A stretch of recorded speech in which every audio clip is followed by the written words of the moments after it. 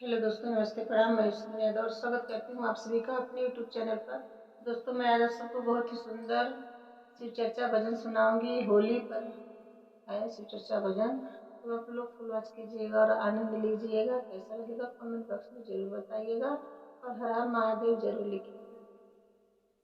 यही होली में गौरा सुसु करोवेली, यही होली में गौरा सुसु करोवेली, सुसु करोवेली हो गौरा खूब रोवेली, सुसु करोवेली हो गौरा खूब रोवेली।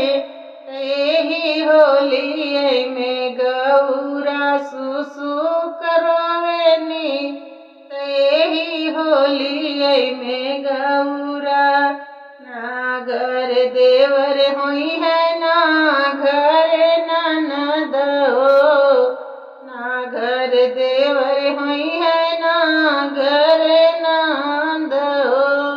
लाल पियर रंगवा भोला हम से ना खेली है हो, लाल पियर रंगवा भोला हम से ना खेली है हो। भूतवा पर तवा के संगे रहल ना छोड़ी है हो, भूतवा पर तवा के संगे रहल ना छोड़ी है हो।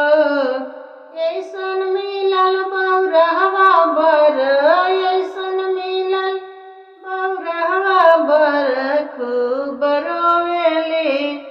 यही होली में गौरा सुसु करोवेली, यही होली में गौरा सुसु करोवेली। मन कर फेंक दीही झोलिया बाबूत के, मन कर फेंक दीही झोलिया बाबूत के तनु मनाई संग छोड़त नाही भूत के तनु मनाई